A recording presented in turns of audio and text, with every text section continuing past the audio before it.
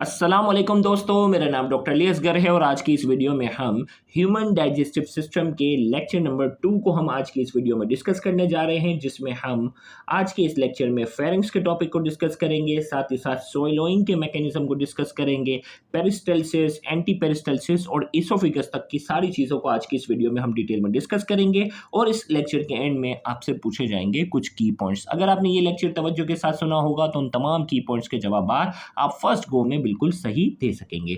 तो आज के इस लेक्चर को शुरू करने से पहले आपसे एक मर्तबा रिक्वेस्ट करेंगे कि अगर आपने अब तक हमारे इस चैनल को सब्सक्राइब नहीं किया, जो कि सिंध बोर्ड टीचिंग के नाम से है, तो काइंडली आज ही आप हमारे इस चैनल को सब्सक्राइब करें और साथ ही साथ बेल आइकन को लाजमी क्लिक करें ताकि हमारी अपलोड करदा तमाम इंपॉर्टेंट वीडियोस की नोटिफिकेशन आपको रिसीव होती रहे। तो आइए हम स्टार्ट करते हैं। सबसे पहले हम बात करते हैं फेरिंक्स की। फेरिंक्स की अगर हम बात करते हैं कनेक्शन के लिहाज से, the pharynx is connected anteriorly to oral cavity and nasal cavity and posteriorly connected to the oesophagus and larynx. Pharynx अगर हम याद रहे, इससे पहले वाले लेक्चर में हमने ओरल कैविटी तक की सारी चीज़ें जो है वो मुकम्मल कर ली थी। अब ओरल कैविटी के बाद आता है फेरिंक्स। फेरिंक्स जो है वो एंटीरियर मतलब आगे की साइड से जो है वो ओरल कैविटी और नेजल कैविटी से कनेक्ट होता है, जबकि इसका पिछला हिस्सा जो होता है वो इसोफेगस और लेरिंक्स से जो है वो कनेक्टेड होता है। फंक्शन क्या है फेरिंक्स का? The pharynx permits the passage of swallowed solid and liquid food into oesophagus and gullet and conduct air to and from trachea और windpipe during respiration. Pharynx के काम क्या है? दो काम है। जब भी हम खाना खाते हैं, खाना खाते वक्त जो सॉलिड पार्टिकल्स है, लिक्विड फूड जो होता है, हम निगलते हैं, उसको कहाँ तक पहुँचाना? इसोफेगस, जिसे गलेट भी कहते हैं। और जो हम रेस्पिरेशन के दौरान जब हम सांस लेते हैं, उसे क्या करना है? उसे ट्रेकिया, जिसे विंड पाइप कहते हैं, वहाँ तक उसको सेपरेटली पहुँचाना है। तो अब ये फेरिंक्स का काम है, यानी खाना जो है वो विंड पाइप तक टच नहीं होना चाहिए, वरना क्या होते हैं, कहते हैं ना, खाना खाते खाते हम बातें जब करते हैं तो अचानक से कफिंग शुरू हो जाती है। तो कफिंग होते वक्त क्या होता है कि कफिंग होते वक्त जो है हमारा फूड पार्टिकल जब ट्रेकिया को टच करता है तो फौरन से कफ रिफ्लेक्स आता है और वो उसको क्या कर देता है? रोकता है। अब जो है वो ईस्टेशन ट्यूब की अगर हम बात करते हैं, the pharynx also connect on either side with the cavity of the middle air by way of Eustachian tube. अब देखो, फेरिंक्स जो होता है वो दोनों तरफ से, फेरिंक्स जो होता है, जो माउथ वाला पार्ट होता है, वो राइट और लेफ्ट एयर, मिडल एयर है ना, मिडल एयर के दोनों साइड पे, राइट और लेफ्ट साइड से जो है वो एक ट्यूब से कनेक्ट होता है, जिसे कहते हैं यूस्टेशन ट्यूब। और इसका काम होता है provide for equalisation of air pressure on the ear drum membrane which separate the cavity of middle ear from the external ear canal. अब देखो भाई, नॉर्मली जब भी कान में कोई तकलीफ होती है तो उसमें कान के अंदर जो ड्रॉप्स डाले जाते हैं, तो ड्रॉप्स डालने के बाद क्या होता है, आपको गले में जो है उसका करवापन जो है वो स्लाइटली महसूस होता है। क्यों? क्योंकि वो फेरिंक्स से क्या होता है, ये कनेक्ट होता है। तो फेरिंक्स जो है वो क्या है, दोनों साइड पर जो है वो ईस्टेशन ट्यूब के साथ जो है वो कनेक्ट होता है। इसका मकसद होता है हवा के प्रेशर को क्या करना है? इक्वलाइज करना है। एयर ड्रम, जो कान का जो पर्दा होता है, मेम्ब्रेन होती है, उसके दोनों साइड पर प्रेशर को मेंटेन रखना होता है। और ये क्या करता है, ये एयर ड्रम जो होता है विच separate the cavity of middle ear from the external air. याद रखिएगा, ये एयर ड्रम जो है वो एक्सटर्नल एयर कैनाल और मिडल एयर को जो है वो क्या करती है? सेपरेट करती है। अब फेरिंक्स के अंदर जो है वो प्रिंसिपल मसल्स जो है वो कौन से हैं? The principal muscles of the pharynx involve in the mechanism of swallowing are 3 pharyngeal constriction. यहाँ कंस्ट्रिक्टर कहते हैं, 3 मसल हमारे पास हैं जो निगलने में, खाने को निगलने में क्या करते हैं? मदद देते हैं। उन मसल्स को हम नाम देते हैं फेरिंजियल कंस्ट्रक्टर मसल कहलाते हैं। ये क्या करते हैं? सोइलोइंग, यानी खाना निगलने में क्या करते हैं? मदद देते हैं। फिर सोइलोइंग क्या है? खाना निगलने की हम थोड़ा सा बात करते हैं। Swallowing after sufficient chewing of food and mixing up of saliva in the oral cavity. जब खाना हम सही तरीके से क्या कर लेते हैं? चबा लेते हैं, सलाइवा उसमें अच्छे से मिक्स हो जाता है। The food ingested become a soft lubricated ball like structure called bolus. खाना जो होता है वो सॉफ्ट हो जाता है, लुब्रिकेटेड होता है, बॉल लाइक स्ट्रक्चर बन जाता है, जिसे क्या कहते हैं? Bolus. Bolus is being pushed behind by the tongue into pharynx. अभी जो खाना चबाने के बाद जो एक राउंड सा बोलस जो बन जाता है वो क्या होता है? पुश होता है, जबान उसको पुश करती है फेरिंक्स पर। This process is term as swallowing और डीग्लूटेशन। इस प्रोसेस को हम swallowing कहते हैं या उसे हम डीग्लूटेशन भी हम कहते हैं। ये दोनों सेम चीज़ के नाम है, जो खाना हम निगलते हैं। अब ये जो खाना निगलने का जो मैकेनिज्म है उसके बारे में कुछ important points. It is a voluntary process. Voluntary, भाई खाना निगलना हमारे इख्तियार में है ना। Voluntary process in which the mastication is ceased, other passageways temporarily block, so bolus is pushed behind by the tongue into pharynx। भाई ये वॉलंटरी प्रोसेस है। अब ये खाना जब हम निकलते हैं उसमें मेस्टिकेशन, चबाने का प्रोसेस हम रोकते हैं जब भी हमें खाना निकलना होता है, और जो हवा के जो रास्ते होते हैं ना वो टेम्पररी ब्लॉक होते हैं ताकि खाना जो है वो जबान के जरिए पुश होते हुए कहाँ जाए, फेरिंग्स में। Entry of bolus into nasal pharynx, आपको मालूम है फेरिंग्स जो है वो आगे से नेजल कैविटी के साथ भी तो कनेक्टेड है ना, तो entry of bolus into nasal pharynx is prevented by the elevation of soft palate against the posterior pharyngeal wall. जब भी हम खाना निगलते हैं तो हमारा जो पैलेट वाला पार्ट है, अगर आपको याद हो ओरल कैविटी के अंदर हार्ड पैलेट और सॉफ्ट पैलेट पड़ा था ना, तो सॉफ्ट पैलेट जो मस्कुलर पार्ट जो होता है वो क्या होता है, ऊपर की तरफ एलिवेट हो जाता है और नेजल कैविटी को क्या कर देता है, बंद कर देता है ताकि खाना हमारा नेजल कैविटी में ना आए। और इसी तरीके से सांस की नाली है, the epiglottis a lid like covering that protects the entrance to the larynx diverts the bolus to the oesophagus. और एपिग्लोटिस क्या कर देता है, एपिग्लोटिस लैरिंग्स की ओपनिंग को भी क्या कर देता है, बंद कर देता है ताकि खाना सीधा सीधा जो है वो इसोफेगस तक पहुंच जाए। ये था स्वैलोइंग की बात करते हैं। अब हम थोड़ा सा बात करते हैं पेरिस्टल्सिस की, हम बात करते हैं। The involuntary rhythmic movement of contraction and relaxation of gut muscles which propel the food forward inside the gut is known as peristalsis। अब क्या है पेरिस्टल्सिस की बात करेंगे, ये इनवॉलेंट्री, देखो भाई खाना हमने निगल लिया ना, फेरिंग्स तक आगे निकल चला गया, अब जो है ये क्या है, इनवॉलेंट्री। अब जो मूवमेंट जो होगी गट वॉल की जो मसल्स की वो इनवॉलेंट्री होगी, हमारे इख्तियार में नहीं होगी, रिदमिक होगी, रिदम में, rhythmic movement of contraction relaxation, muscles contract होगा, मसल्स क्या होगा, रिलैक्सेशन होगा, rhythmic movement of contraction and relaxation of gut muscle which propel the food forward inside the gut is known as peristalsis. और ये contraction और relaxation जो है ये खाने को क्या करता है, propel the food inside the gut, ये क्या करेगा कि गट के अंदर जो है वो खाने को आगे की तरफ धकेलेगा, उसे हम कहते हैं पेरिस्टल्सिस। अब ये पेरिस्टल्सिस कहाँ शुरू होता है, क्या काम है, आइए हम बात करते हैं।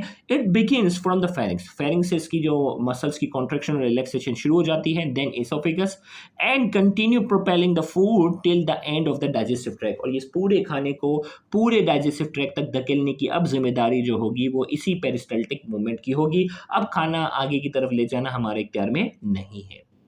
The wall of alimentary canal contain smooth muscle controlled by autonomic nervous system। Alimentary canal के अंदर जो मसल्स होते हैं ना उनको कौन कंट्रोल करता है, autonomic nervous system. Nervous system की भी आगे टाइप्स हम पढ़ते हैं ना सेकेंड ईयर के अंदर, कि एक होता है सोमेटिक नर्वस सिस्टम जो हमारे कंट्रोल में होता है, ऑटोनॉमिक नर्वस सिस्टम जो हमारे कंट्रोल में नहीं होता, तो इसको ऑटोनॉमिक नर्वस सिस्टम कंट्रोल करता है।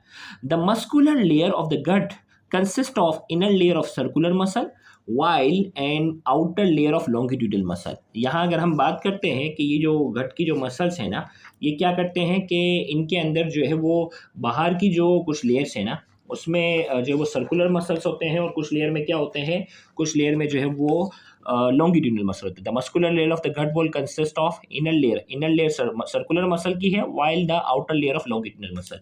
अब देखो अगर गट की वॉल अगर मैं बनाता हूँ ना, ये फॉर एग्जांपल ये गट वॉल है, ठीक है, तो अंदर जो है वो ये सर्कुलर मसल है, राउंड राउंड राउंड राउंड ये सर्कुलर मसल होते हैं, और बाहर एक लेयर होती है उसमें मसल कैसे होते हैं, लॉन्गिट्यूडनल।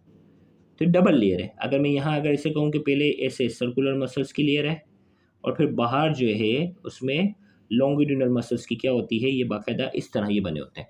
तो अंदर जो है वो राउंड राउंड वाले मसल हैं और बाहर जो है वो क्या है, लॉन्गिट्यूडनल वाले मसल्स हैं।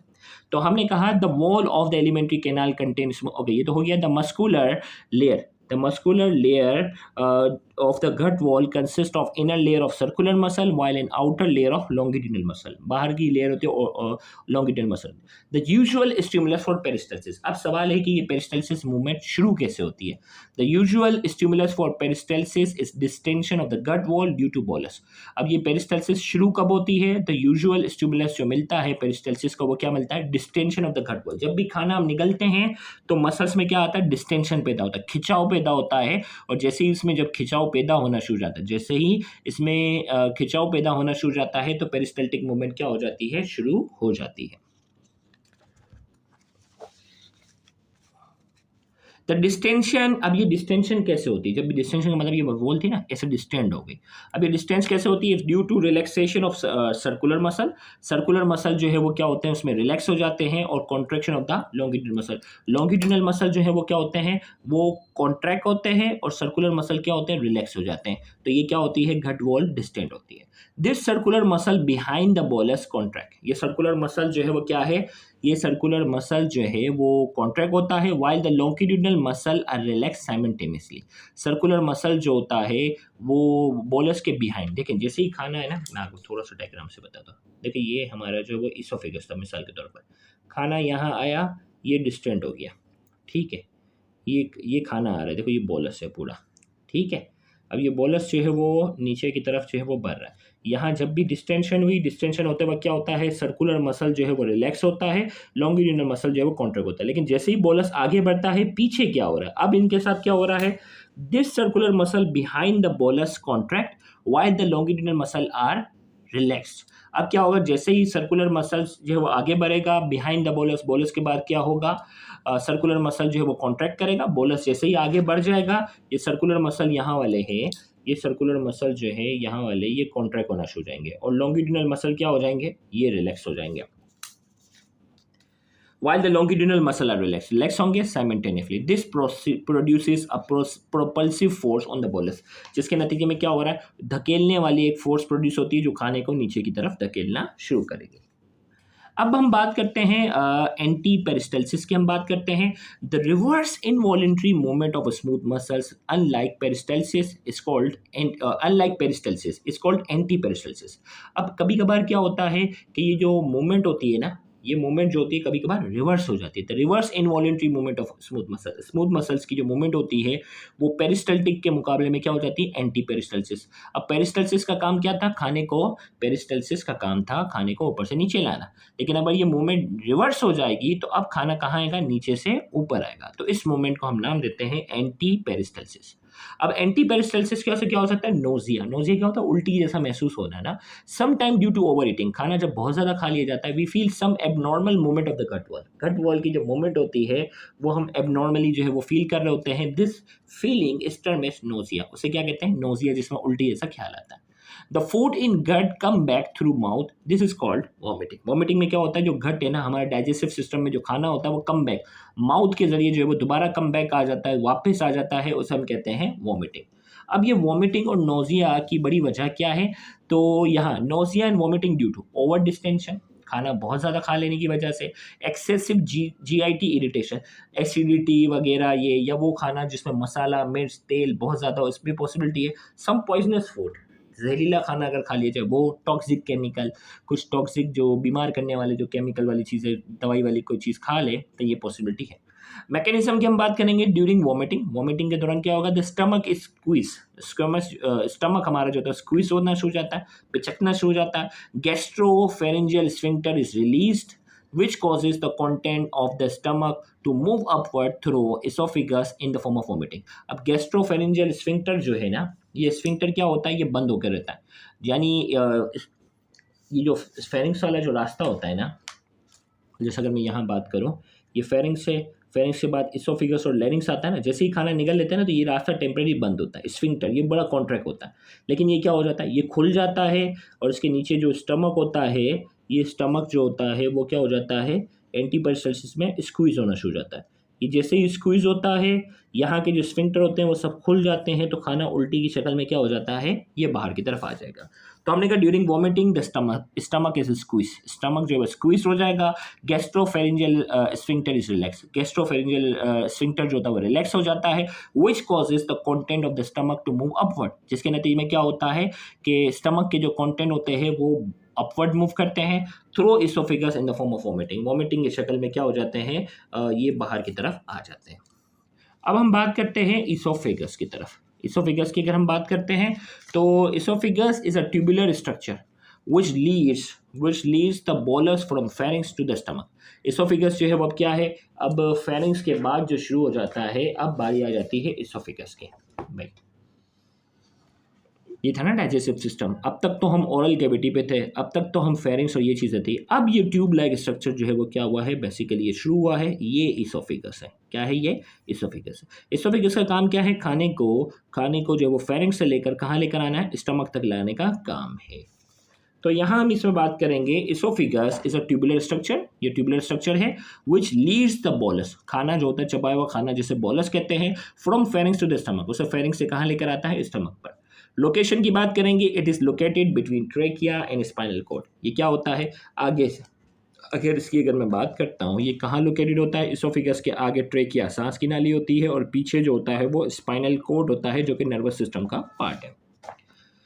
इसोफिगस के बारे में कुछ पॉइंट्स, 2 पॉइंट्स बताते चलें और फिर इसके बाद स्टमक की बारी आ जाएगी और स्टमक से पहले आपसे की पॉइंट पूछूंगा। The oesophagus passes through diaphragm, diaphragm से गुजरेगा before entering into stomach. Diaphragm आपको मालूम है ना, जो रेस्पिरेटरी सिस्टम के अंदर होता है, मस्कुलर पार्टीशन होता है, उसमें सुराख होता है। उस सुराख के अंदर जो है वो क्या होगा, उससे जो है वो इसोफिगस गुजरेगा और फिर स्टमक के साथ जुड़ जाएगा।